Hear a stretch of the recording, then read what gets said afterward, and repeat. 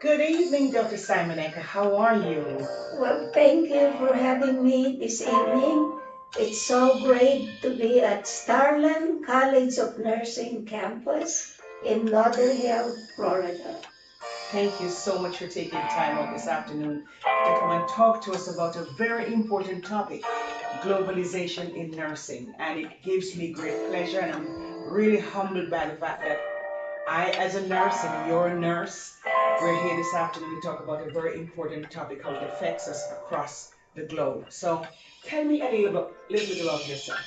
Well, I was born in the Philippines, graduated with my bachelor's degree, came to the United States to further my studies, earn my master's degree, a doctorate degree, and a law degree while studying here. Wow. And I'm a mom, a grandma, a great grandma. That is awesome. That is awesome. And you don't look a day over 50 years old. Wow. Bless your heart. So anyhow, I think that globalization, which is the movement of people, trade, ideas across borders, which means countries, Yes. is really such a cool concept. What I mean by that is that the whole aspiration of those who are guiding what global world institutions should do are predicated upon the United Nations Charter. Yes. That every human being has an inherent worth and dignity and inalienable rights. So based on that premise, as nurses who are also moved by altruism, social justice, and a keen sense of equity, should really relish the idea of globalization. And because we are all aware of the fact that we are all interconnected. Yes, we are. Through technology, our cultural systems, our governance systems, and the fact that migration is considered a human right. It is. Dr. Simonek, let me ask you, over the past several years, we see the transition of nurses from different states, different countries. I mean, it's something that has really taken the world by storm, globalization in nursing. How did it affect you as a nurse? Well, as a nurse, I have benefited much from being able to migrate to another country where I had a chance to work while I was studying. That would not have been possible in my own country. So there are, of course, benefits, and there are always some negatives as well.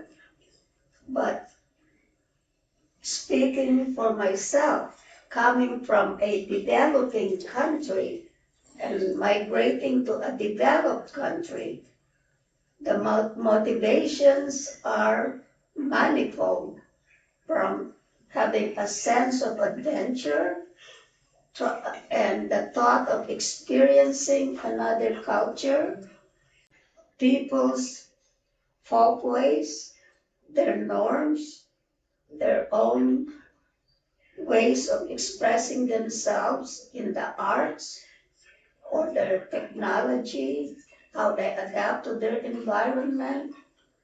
Those are all very challenging as well as educational. Yes.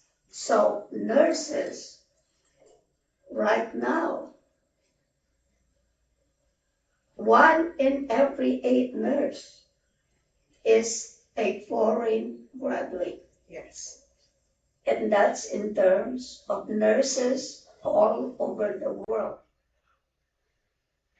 And one of the drivers of migration of nurses is the commercial value and the returns to the home country. For example, India, which like the Philippines, Yes. has an export policy. In other words, the government has embraced the fact that the nursing workforce will be part of their trading international agreement. So India has 300 schools of nursing that are dedicated to preparing Indian nurses to work in developed countries like the United States, the United Kingdom, Australia, Canada, and the Middle East. Dr. Semenek, let me just pause right there for a second because you said something so very interesting. The government has a vested interest, so to speak, in the exportation of nursing or nurses. How does the government benefit from this? It's called the big R or remittance. Remittance. Okay. Of the big D, dollars. Okay? So dollars are sent back home and the government uses the dollars not only as investments, but to pay their balance of debts from other countries. In the Philippines, for example, 15% of the gross domestic product comes from overseas foreign workers. Wow. Every day in the Philippines, 5,400 citizens, most of them nurses, leave for 120 destination countries. But the dollars that go back to the country boost the economy of the Philippines.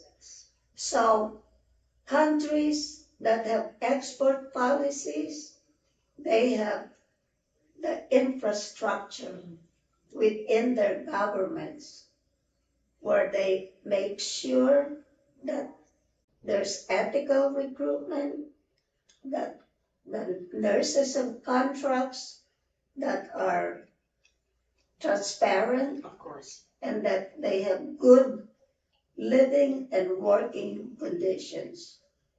And they have, in every embassy, they have attachés that are responsible for making sure that the contractual agreements are enforced. So going back to when you came to the United States, what was the adjustment like for you? You're coming from Philippines. Yes. I'm Jamaican. I was trained in Jamaica. You were trained in the Philippines. Being Francis, I was afraid to answer the phone because I wasn't sure I would understand the doctor from the other end and whether he would understand me because of my accent. So that's quite an adjustment. And also the technology. If I tell you that I haven't seen a TV until I landed in California, you could gauge what the disparity and gap is in technology between my country and the United States. Wow. So it was quite an adjustment for you. Right. Coming here from the Philippines, has never seen a television. You landed in California, and all of a sudden there's a television. That's a culture shock. Right. And how that's a culture shock. And I'm sure California is a very diverse state. Right. Because I know a lot of nurses that I have come in contact with over the years, just working in different hospitals. A lot of my friends and colleagues were from the Philippines. Right. And they adjusted very well, especially, in the intensive care units. I don't know what the training is like in the Philippines, but from what I'm seeing, there's evidence that you guys were well trained because you didn't have the technology, the ventilators, the cardiac monitors and stuff like that they have here in the United States. We never had those in Jamaica. So coming here, and I had to be trained on how to monitor a ventilator, how to hook up a cardiac monitor. It was all very new to me. So I'm sure your transition here was a little bit of a hardship. But look at you now, historian, an author, an attorney. You're the dean of a university, or you worked in several universities. Several universities, and Right. you also worked overseas, from what I've heard. Right. I established a international nursing school in St. Kitts. In St. Kitts, the Caribbean. So we talk about globalization. You fit all the criteria for a global nurse, and I'm really proud and humbled to be talking with you this afternoon. So, give me what are some of the importance of global nursing? What would you say are some of the importance of global nursing? The importance is the well, the literature refers to it as brain flow and brain gain. Brain flow and brain gain. Excellent. Which means pillar of globalization, which is scientific expertise, which drives the whole machinery of globalization. The idea of partnership and sharing everyone's expertise, because global health is a multidisciplinary undertaking. Yes, it is. And the nurses, because of the numbers and the quality of their preparation, is truly the backbone of global health. Yes. And our organization, the International Council of Nursing, undertook it upon themselves to make sure that global health is their primary goal, while they're supporting the nurses who make sure that our expanding global nursing empire is met. Very good. The chain of care that we provide. Very good. Dr. Simunek, it's a pleasure talking to you this afternoon. This is going to be an ongoing segment. Right. And I can't tell you how much I look forward to our next session. This is going to be a very intensive learning experience for me.